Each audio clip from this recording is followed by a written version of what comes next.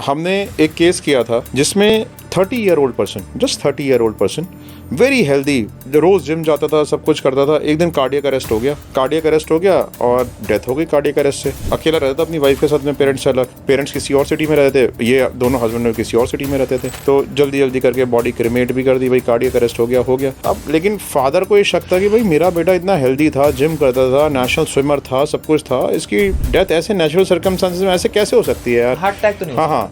ठीक है, कहता है कि आपने इस केस पर इन्वेस्टिगेट करो। और फिर थोड़े टाइम बाद जब मर्डर सबसाइड हो गया तो वाइफ ने प्रॉपर्टी में क्लेम करना शुरू कर दिया, मेरे हस्बैंड की प्रॉपर्टी, मेरे जो हस्बैंड का शेयर बनता है वो मेरा है, वो सारे मुझे दो। तो केसेस वेसेस डाल दिए उनके ऊपर। तो अब वो कहते हैं कि हमारे को ना हर चीज़ में शक हो रहा है। उस टाइम तो हमारे को ग्रीफ था बहुत ज़्यादा, हमने इतना ज़्यादा बॉदर नहीं किया, हमने किसी के पास आए नहीं, ग्रीफ में थे हम लोग।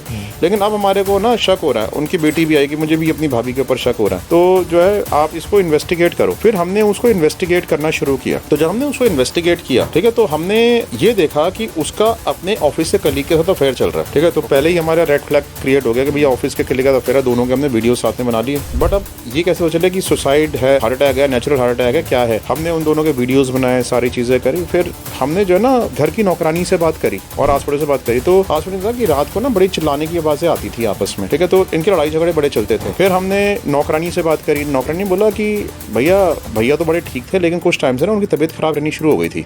भाभी ना उनको एक मेडिसिन दिया करती थी रोज, मुझे नहीं पता कौन सी मेडिसिन थी, वो एक रोज मेडिसिन दिया करती थी। उसने बताया नहीं कि कौन सी मेडिसिन थी, लेकिन मैंने हमेशा ऑब्जर्व किया कि भैया मेडिसिन लेते थे, उनकी और तबीयत खराब हो जाती थी। ठीक है, हमारा तो एकदम से ये बात सुन के हमारे तो घूमना शुरू हो गया दिमाग में, कुछ ना कुछ तो गड़बड़ है। हमने लोकल केमिस्ट से पता किया, कि किस केमिस्ट के पास वो जाती थी, उससे हमने पता किया कि भाई ये कौन सी मेडिसिन लेके जाती थी। उसने हमारे को जो है एक मेडिसिन का नाम बताया। अब मैं बड़ा इंपॉर्टेंट पॉइंट बता रहा हूँ, मैं मेडिसिन का नाम नहीं बता रहा कैमरे पे, ठीक है, because you know people might start using this medicine. वो कहते हैं कि ये जो मेडिसिन है वो प्रिस्क्रिप्शन लेके आती थी किसी बहाने से, किसी भी डॉक्टर का, या नकली प्रिस्क्रिप्शन था उसको दिखा के ही लेके जाती थी।